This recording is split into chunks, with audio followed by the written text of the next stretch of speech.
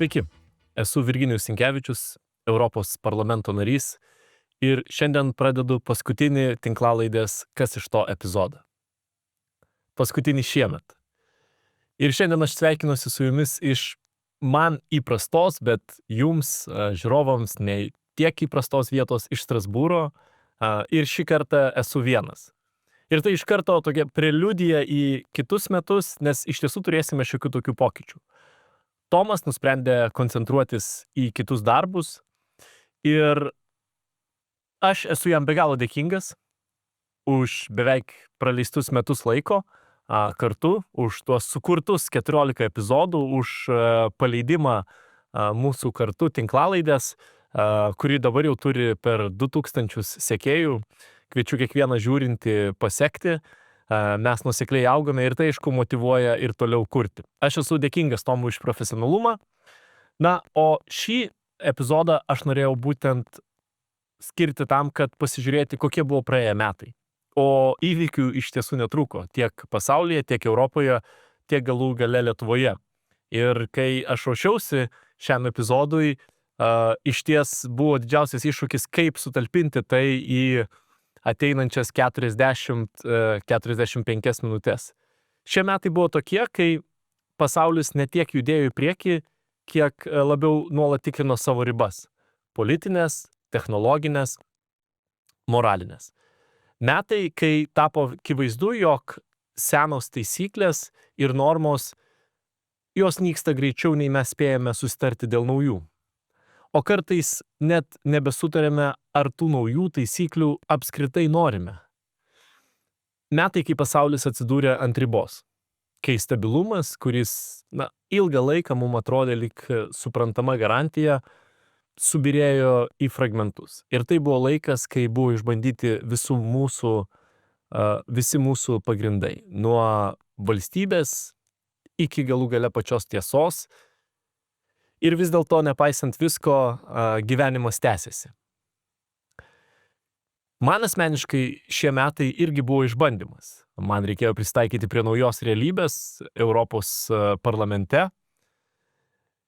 Ir jeigu reikėtų apibūdinti praėjusius metus vienu sakiniu, tai aš sakyčiau, kad tai metai, kai globali tvarka išliko, bet moralinė tvarka deja, bet susvyravo. Ir tai tikrai buvo tie metai, kai labai dažnai prisiminiau šį žmogų. Leonidą Donskį, jo knygos, jo mintis, tiesą sakant, lydėjo mane visus metus. Ir man be galo iš tiesų trūksta jo balso, Leonido jautrumo, jo gebėjimo analizuoti, kalbėtis be neapykantos, bandant išgirsti įvairias nuomones. Ir jis turbūt žiūrėdamas į šiandieninį pasaulį, šiandieninę politinę tokią mėsmalę, jis tai pavadintų, kad tai tik simptomas giliau slypinčios etinės krizės. Ir šiandien iš tiesų jo balso labai trūksta. Visgi norėčiau pasinaudoti progą ir pacituoti Leonidą viename iš savo straipsnių.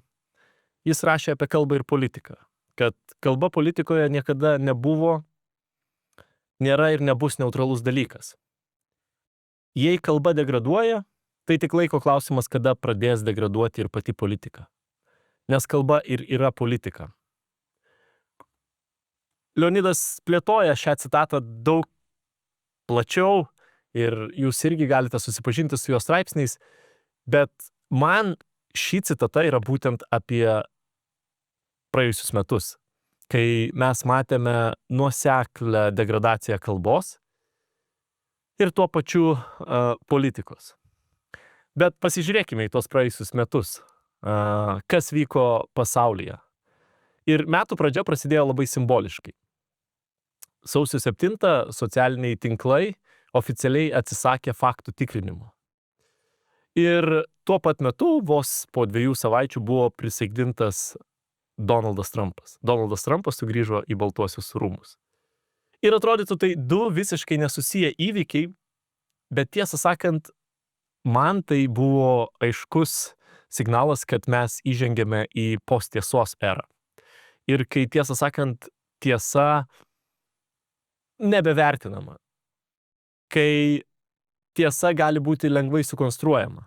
Ir lieka tik objektyvi tiesa, na tai Gedimino kalnas arba Everestas, o visa kita lieka algoritmams. Visa kita gali būti sukonstruota ir esminis tikslas įtikinti mases. Ir jeigu tau pavyksta įtikinti mases, tai gali būti vadinama tiesa. Ir politikoje tiesa vis dažniau buvo laikoma našta ir nebe pagrindų sprendimams. Ir todėl melas, nutylėjimai ir patogios interpretacijos tapo norma žyminčia tą post-tiesos eros brandą. Ir kai Trumpas prisaikdino Ameriką savo antrajai kadencijai, tai nebuvo tik diena Amerikos istorija. Tai buvo signalas pasauliui, kad populizmo banga, apie kurią labai daug diskutuota buvo 2016 metais, ji niekur nedingo. Ji tiesiog prisitaikė prie naujo formato.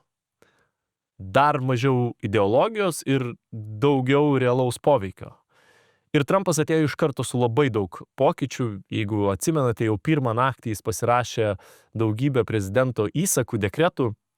Tačiau aš išskirčiau kelis pagrindinius įvykius. Tai aišku šūkis America First, kuris įgavo ir materialią formą.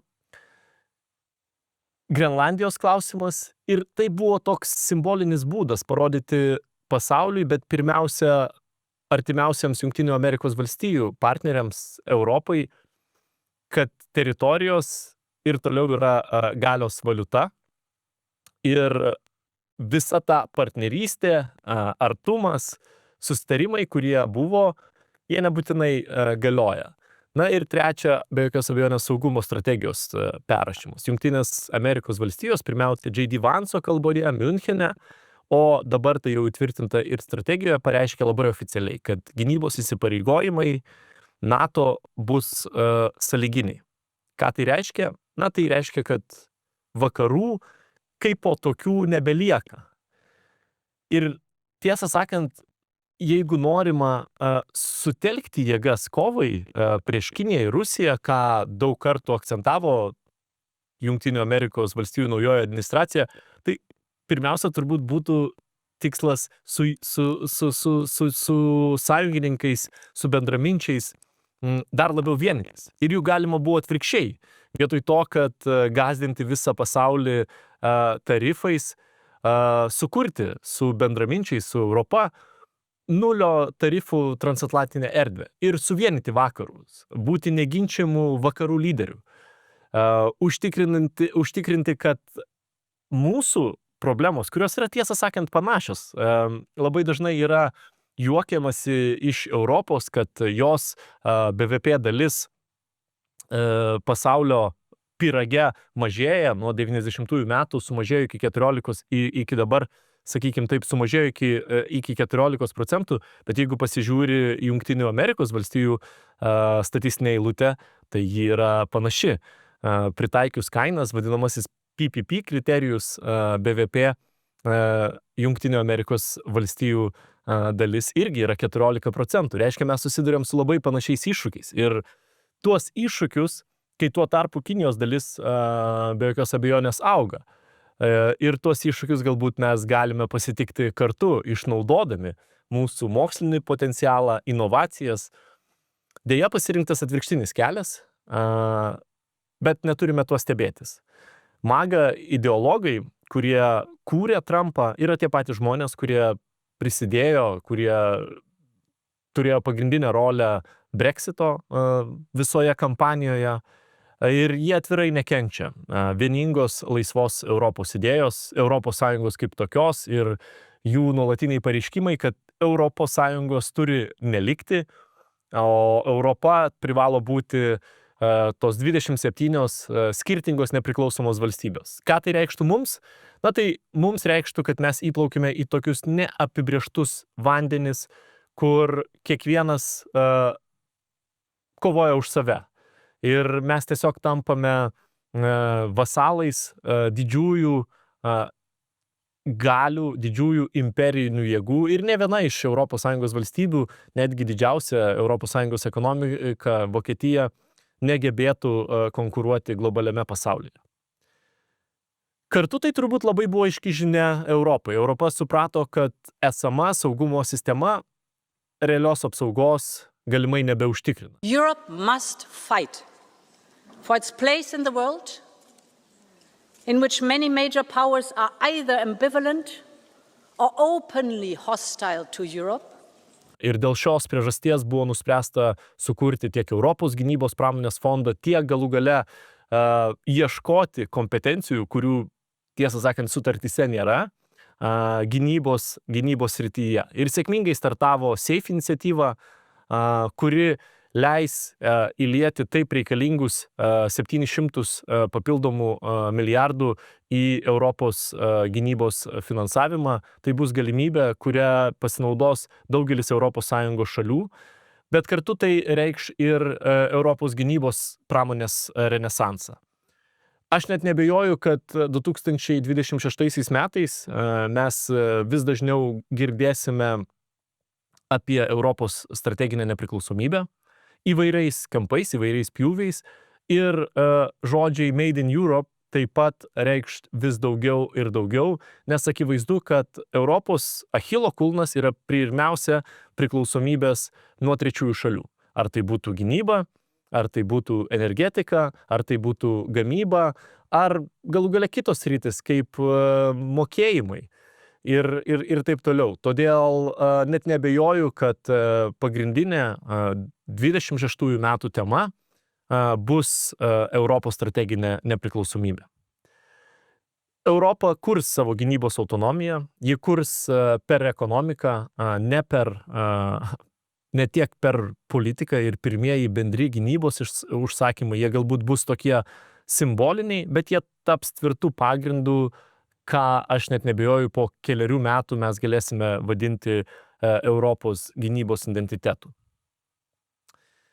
Vasaris atnešė tarsi keletą ryškių momentų. Ryškiausias, be jokios abejonės, buvo Donaldo Trumpo bandymas kalbėti su Rusija ir Rijade. Įvyko pirmasis JAV ir Rusijos susitikimas. Nieko rezultatyvaus jis neatnešė. Po kelių savaičių įvyko daug ryškesnis susitikimas prezidento Zelenskio ir Donaldo Trumpo komandos Baltuosiuose rūmuose, kur J.D. Vance'as atvirai puolė Ukrainos prezidentą, provokavo jį, klausdamas provokatyvių klausimų, ar kodėl Ukraina nepakankamai dėkoja Jungtinėms Amerikos valstijoms. Have you said thank you once this A lot entire of meeting? times. No, in this Even entire meeting, have today. you said thank Even you? today. You went to Pennsylvania and campaigned for the opposition in October. Ir šis pokalbis, aš net nebejoju, akis į akį daugeliui tikriausiai iki šiol išliko atmintyje. Tai buvo akimirka, kai itin ryškiai atsiskleidė pasikeitęs Jungtinių valstijų politinis veidas. Iš to, kaip gestai buvo nuasmeninti, aišku, viena, diplomatinis realizmas jis grįžo tiesiog be gėdos. O tai reiškia, kad taika ėmė reikšti nebūtinai teisingumą. Taika, kurios mes lygiai taip pat siekiame, kuri turėtų būti, kurios pagrindas turėtų būti teisingumas, nebūtinai tai bus faktas. Greičiausiai tai bus vieniems nuovargis, o kitiems labai paprastas išskaičiavimas. Balandį pasaulis trumpam sustojo. Man, kaip tikinčiajam, tai buvo taip pat labai didelis įvykis, nes mirė popiežius Pranciškus. Ir tai nėra tik religinis momentas. Tai kartu simbolizavo moralinės epochos pabaigą. Pranciškus buvo paskutinis globalus lyderis, kurį galima buvo apibrėžti per savokas moralinė lyderystė, nuosaikumas. Ir gegužę pasaulis vėl atsigręžė į Vatikaną, buvo sušaukta konklava ir naujas popiežius ir naujas, sakyčiau, tonas, žinia iš Vatikano paskelbtas, tiesą sakant, labai greitai priimtas sprendimas ir paskelbtas popiežiumi amerikietis Leonas XIV, kuris panašu nebūtinai kartos esamos JAV administracijos liniją, o greičiau turės savo nuomonę. Na, o svarbiausia, manau, žinia, kad bažnyčia išliks atvira kiekvienam. Bažnyčios lyderystės neišvengiamai reikės. Ir aš manau, kad bažnyčia gali kartais prisimti daug didesnę lyderystę, nei tiesą sakant, ji daro dabar. Birželį įvyko labai svarbus įvykis tiek Europai, bet ir Lietuvai. Lenkija išsirinko prezidentu istoriką Karolį Nawrockį. Konservatyvų, nacionalinį mąstymą puoselėjantį, bet Europa į šį kandidatą žiūrėjo labai įtariai. Galų gale dėl praeities interpretacijų, galų gale dėl rinkiminės kampanijos Lenkijoje, kur visuomenė yra ypatingai suskaldyta ir polarizuota. Bet man asmeniškai šis įvykis signalizuoja didesnę tendenciją. Istorijos politika tapo tikrąją geopolitiką ir Vidurio Europa nebūtinai tiki, kad Europos Sąjunga vienodai supranta pavojų ir grėsmes. Ir dėl to Baltijos regionas, Baltijos šalių regionas tikrai ieškos daugiau suverenumo, kalbant apie gynybos politiką. Ir aišku, tai bus taip pat ir klausimas Lietuvai, kaip vis dėlto mes gebėsime sutarti su Lenkija, nes mūsų pozicijos liečiant Lenkijos klausimą, galų gale ir paskutinių balionų krizės akivaizdoje atskleidė, kad kartais to pokalbio trūksta, nuoširdumo trūksta, viens kito supratimo. Liepa atnešė tokią netikėtą istoriją. Pirmiausia, grupė Oasis paskelbė apie sugrįžimo turą ir tai atrodė kaip trumpas nostalgijos blyksnis laikotarpiu, kai pasaulis ieško krypties, kai įprastos atramos svyra ir lyg ir kultūra bando priminti tą jausmą, priimti tą smūgį ir kad bent dalis dalykų dar gali būti tokie, kaip anksčiau, apie ką daugelis pasvajoja. Įdomu, tai yra turbūt ne tik ta visa reakcija fanų, bet įdomu buvo tai, kad šis grįžimas tapo lemtingų bilietų perpardavėjams Jungtinėje karalystėje. Nes jų godumas pasiekė absoliučiai aukščiausią tašką, kai už bilietus buvo prašoma net 4,5 tūkstančio svarų, ko pasiekoje visai neseniai Jungtinė karalystė uždraudė bilietų perpardavimą. Na, rugpjūtį įvyko, aš sakyčiau, istorinis momentas. Trumpas mėgsta įsirašyti į istoriją ir be jokios abejonės įvyko jo, Trumpo ir Putino susitikimas Aliaskoje. Čia Europos parlamente labai daug politikų, kurie atvirai palaiko Donaldą Trumpą, jo politiką, jie nuolat kalba apie dialogą, apie diplomatiją. Ir aš iš dalies sutinku, kad dialogas, diplomatija, be jokios abejonės tai yra būtina dalis, kad mes rastume susitarimą, kad suprastume galų gale vienas kitą. Nors sunkiai įsivaizduoja dialogą su žudiku, prievartautoju, kuris pagrobė 20 000 Ukrainos vaikų. Ir daug buvo dedama vilčių į šį susitikimą, kad šis susitikimas, sakykime, įvyks kažkoks tai lūžis po jo, kalbant apie Ukrainos, apie karą Ukrainoje.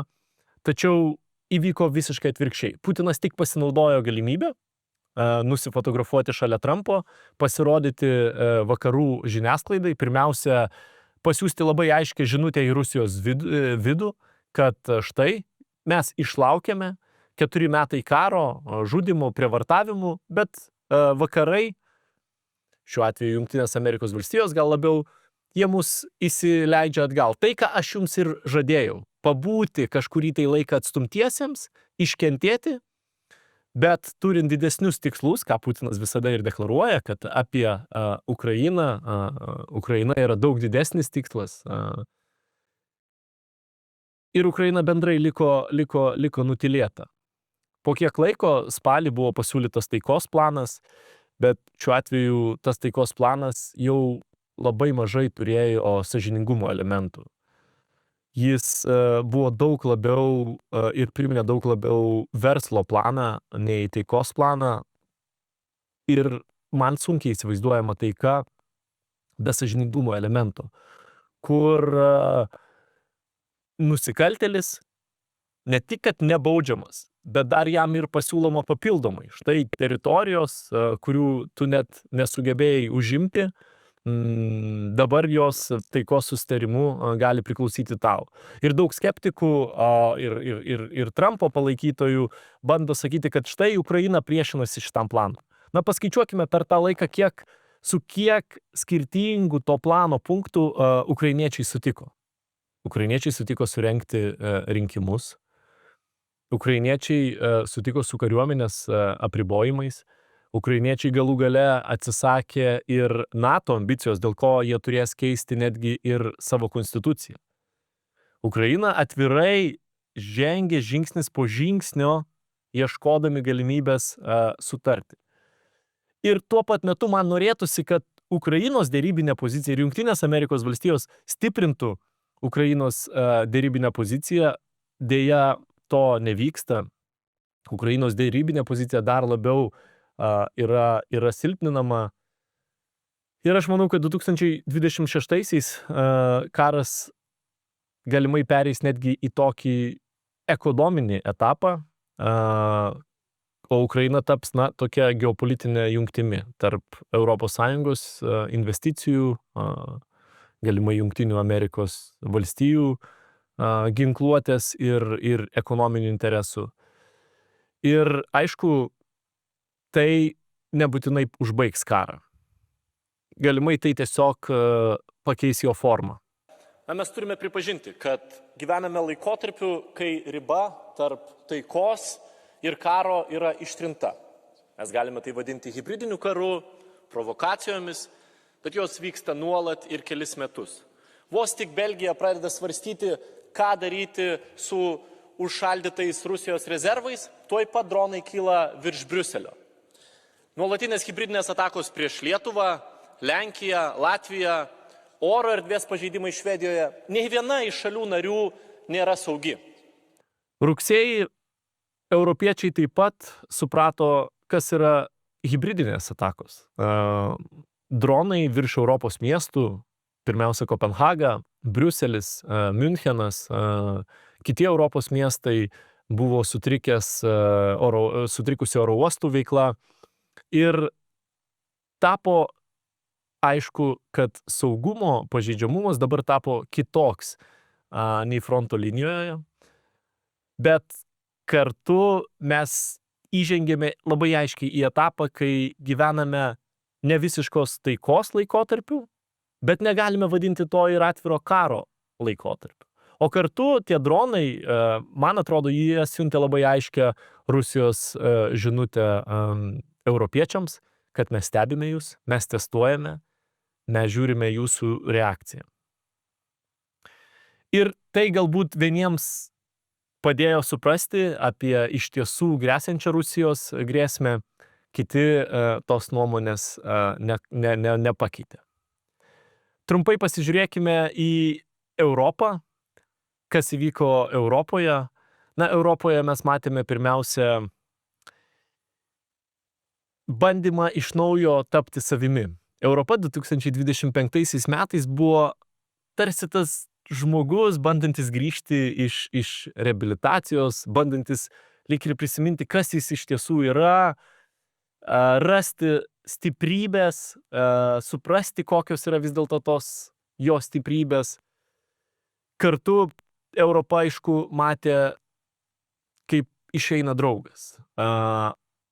Už Trumpo politikos mes matėme akivaizdžiai, kad Europa buvo matoma visai kitaip. Europos lyderiai netgi pirmosius mėnesius negavo susitikimo su Donaldu Trumpu, netgi telefoninio pokalbio, o susitikimai dažniausiai vykdavo vienas ant vieno su atskirų valstybių narių lyderiais. Tai buvo dar viena aiški žinia, kad naujoji JAV administracija nemato nemato Europos Sąjungos kaip po partnerės.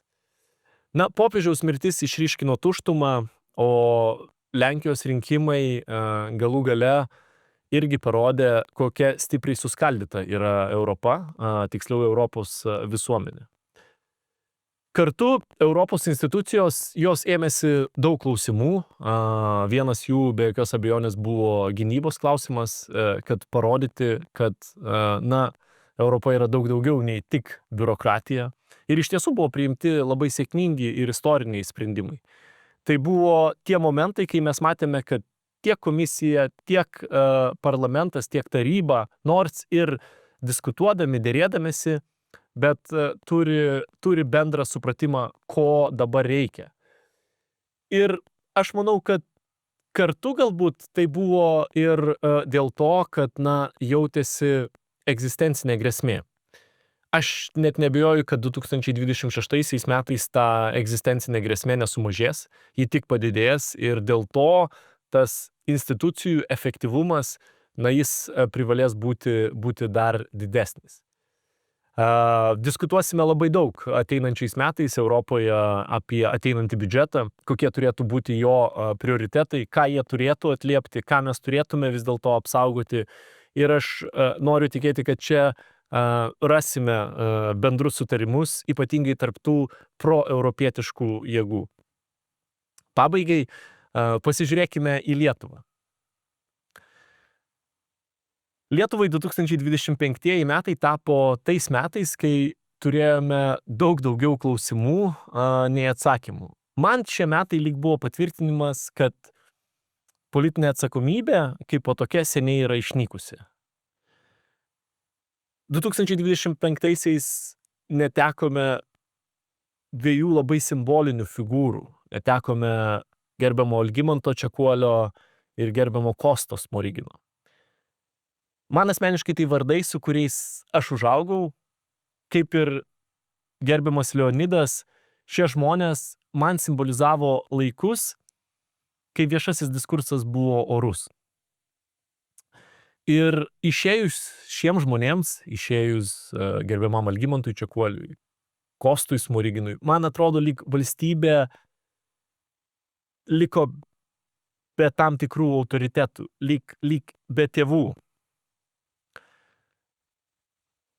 Mes matėme įvairias krizes, balionų krizę, kultūros protestą, galų gale pasigedome aplinkos ministro, kai Meška klaidžiojo po Vilnių. Ir iš dalies kai kurie aspektai, balionai, klaidžiojanti Meška, lyg ir skamba kaip absurdas, absurdo teatras, bet kartu tai buvo puikiai diagnozė. Kad valdžia siunčia signalus, kuriems iš dalies žmonės buvo pakankamai apatiški. Tai yra būtent vakuumui politinės lyderystės ir atsakomybės.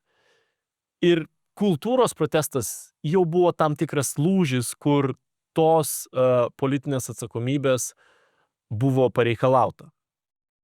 Tiesa, buvo ir šviesių akimirkų krizės fone. Ir Lietuvos susitelkimas po JAV karių pirmiausia dingimo, o vėliau ir žūties buvo istorinis ir taip pat šiame nelengvame geopolitinėme laikotarpyje siuntė stiprią žinutę Jungtinėms Amerikos valstijoms. Kad Lietuva yra patikimas partneris, kad Lietuva geba susitelkti ir Lietuva saviškių nepalieka. Aš manau, tai buvo labai stipri žinia tiek NATO viduje, tiek galų gale keliaujantį toli už Atlanto. 2025 metais 19 vyriausybė baigė savo darbus, Gintautas Paluckas pasitraukė. Jis pasitraukė ne todėl, kad prarado galią, o todėl, kad politika tapo sunkiai apginamų procesu. Man iš vienos pusės labai gaila, nes su tuo pasitraukimu ir demokratai pasitraukė iš valdančiosios koalicijos, demokratai, kurie buvo saugiklis valdančioje koalicijoje ir mes matome, kaip staiga nelikus tų moralinių saugiklių, moralinių stabdžių viskas pasikeitė. Man gaila ir dėl kai kurių mūsų deleguotų ministrų, kaip Luko Savicko, kurie atliko nuostabų darbą ir dėja jo nebegalėjo tęsti. Matysime, kaip seksis 20-ai vyriausybė. Jis startavo labai sunkiai ir 2026 galimai bus labai sudėtingi metai, kalbant apie ekonomiką. Nes užmetus akį į suplanuotą biudžetą, labai daug vilčių yra dedama į ekonomikos augimą, į padidintus kai kuriuos mokesčius. Ir aš nebūčiau toks tikras, ar visa tai taps realybė. Išdalinta labai daug pažadų, kurių laikytis bus labai sunku. Aišku, daugam kyla klausimas, ar bus priešlaikiniai rinkimai. Tai aš esu beveik 100% įsitikinęs, kad jokių priešlaikinių rinkimų nebus. O kaip tik pastarieji įvykiai, kalbant apie LRT, rodo, kad valdančioji dauguma, kur socialdemokratai yra pagrindinė partija, bet šalia yra Lietuvos valstiečiai žalieji ir Nemuno aušra, stabilizavosi ir nebeturi jokių stabdžių, nebeturi jokių moralinių stabdžių, jokios gėdos, o buldozeris yra užkurtas pilnai ir dabar tas buldozeris važiuoja per žiniasklaidos laisvės klausimus. Žiniasklaidos laisvė, ji taip pat įgavo naują prasmę. Ir tai nebėra tik spaudos teisės diskusijai, tai klausimas apie valstybės sąžinę pirmiausia. Ir kuo labiau žiniasklaida, arba tiksliau, kuo labiau valdžia bando žiniasklaidą integruoti į viešosios atsakomybės sistemą, tuo labiau atsiskleidžia kontrolės instinktas. Ir mano pozicija ji visuomet buvo nuosekli. Ir lygiai taip pat LRT klausimų, aš buvau pirmas, kuris reagavau, kai Jungtinės Amerikos valstijos nutraukė laisvosios radio finansavimą, kad mes turime kaip tik pastatyti kuo didesnę sieną, kad apsaugoti žiniasklaidą nuo politikų. Nes tik taip mes galime apsaugoti laisvą žodį. Klausimas, ar Lietuva pajėgi apsaugoti žiniasklaidą. Daug metų mes atrodėme, kad tai yra nekvestionuojamas dalykas, nors ir buvo bandymų iš politikų, bet tokio, koks yra dabar, be jokios abejonės nebuvo. Ir kaip sakiau, dabar atrodo, kad visi stabdžiai yra išjungti, moraliniai, gėdos kažkokie tai stabdžiai, galų gale atviro melo. Akivaizdu, kad siekiama priimti įstatymą, kuris ne tik, kad atitolins politiką, sakykime, priartins, suartins dar labiau politikus su žiniasklaida, duos jam daugiau galių, bandoma paversti vieną žmogų priešu, bet realybė yra visai kitokia. Realybė yra kitokia. Šiandien tai yra generalinis direktorius, rytoj bus žurnalistai, o po to bus be jokios abejonės ir programa. Pasižiūrėkime, kas mūsų laukia ateinančiais metais. 26 metų kryptis, pirmiausia, ES biudžetas, derybos dėl jos įsibėgės. Ir tai bus toks lakmuso testas europiniam solidarumui, europinio solidarumo idėjai. Ir kur bus nukreipti prioritetai. Čia labai svarbu, kad būtų atkreiptas dėmesys į besikeičiančią geopolitinę situaciją ir be jokios abejonės rytų centro valstybių balsas būtų išgirstas. Ar naujai vyriausybei pavyks stabilizuoti situaciją, aš labai smarkiai abejoju, nes, kaip sakiau, visi moraliniai stabdžiai yra išjungti. O tokių žemų reitingų, einančio pareigas premjero ar galų gale didžiausios valdančiosios partijos socialdemokratų aš nepamenu. Bus įdomu pamatyti, kaip ne tik tos socialinės įtampos galų gale kaip jos palies ir ekonominius klausimus. Nes, kaip sakiau, metai gali būti netokie lengvi, kaip yra prognozuojama. 2026 metai gali būti tie lūžio metai, kai žiniasklaida taps tikruoju demokratijos testu mūsų valstybei. Ir jeigu bus bandymų konsoliduoti visuomenės reakcijas, galų gale jos gali būti stiprios.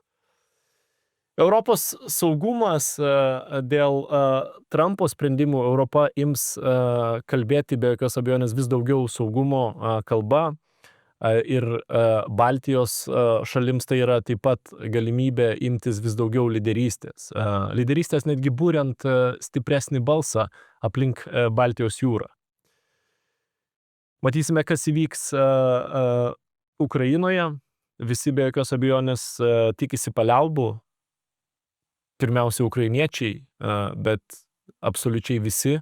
Bet klausimas be jokios abejonės bus kokia kaina. Ar tai bus iš tiesų paliaubos su saugumo garantijom, kur jau mes kalbėjome apie Budapešto memorandumą, kurio nesugebėta laikytis. Dabar naujos saugumo garantijos, ar jos iš tiesų galės būti tikros, ar tai bus tik tai laikinas konflikto užšaldymas ir pajėgų pergrupavimas Rusijai. Santykiai su Kinija Europai teks balansuoti tarp ekonominio racionalumo, galų gale vertybių retorikos, bet vis aštresnė retorika iš Jungtinių Amerikos valstijų stums Europą arčiau Kinijos, galų gale Europą ieškoti naujų prekybos susitarimų. Tai nebus labai lengva, bet be jokios abejonės tai bus įmanoma. Klausimas bus Lietuvai, nes šiuo metu prie to stalo, kur sėdi 26 šalių ambasadoriai, yra likus tik vėliavėlė, bet nėra ambasadoriaus. Ir aš kalbu apie ES ambasadą Kinijoje, Pekine, kur Lietuva vienintelė valstybė narė neturinti savo ambasados. Galų gale 2025 metai buvo, kai turbūt mes jau supratome ir atsisakėme iliuzijų. Kartu tai yra galimybė pamatyti realų vaizdą. Tai buvo metai, kai supratome, jog pasaulis mūsų nelaužo iš blogosios pusės, jis tiesiog mus tikrina, kiek dar tikime gėriu. Ir vis dėlto net po visų tų išbandymų visuomet lieka viltis. Galbūt būtent dabar, kai tiek daug neapibrėžtumo, tai tapo aišku, kad stabilumas neatsiranda tiesiog šiaip sau. Jis gimsta pirmiausia iš žmonių, jis gimsta iš priimtų sprendimų, jis gimsta iš ryžto, iš strategijos, iš vizijos, galų gale iš pagarbos ir gebėjimo išgirsti ir paprasto žmogiškojo ryšio. Na ir galų gale, kad empatija vis dar gali būti jėga ir nesilpnumo ženklas. 2026 greičiausiai nebus metai, kai viskas sustos. Greičiau tai bus metai, kai pamatysime, kas iš tiesų gali eiti toliau, o kas dėja, bet nebeturi jokios prasmės. Turėsime sutelkti investicijas į savo stipriasias pusės ir atsisakyti prioritizuoti viską. Nes kai prioritetas yra viskas, tuomet tu nepasieki absoliučiai nieko. Ir aš manau, kad šiemet mes dar labiau išmokome gebėti kalbėtis, neužsidaryti savo burbule, ieškoti išėjimo iš jo. Ir vis dėlto po viso to lieka tik vienas klausimas. Ir pagrindinis klausimas, kas iš to? Aš dėkoju Jums už praėjusius metus. Dėkoju tiems, kas žiūri. Jūsų įžvalgos, jūsų klausimai, jie tik tai dar labiau mus motyvuoja kurti. Šios tinklalaidės tikslas yra informuoti Jūs apie tai, kas vyksta čia Europoje, čia Strasbūre, čia Briuselyje. galų gale susietis su tais įvykiais, kurie vyksta ir aplink mus Lietuvoje ir pasaulyje. Aš laukiu kitų metų, laukiu nekantrai, ką jie mums visiems atneš.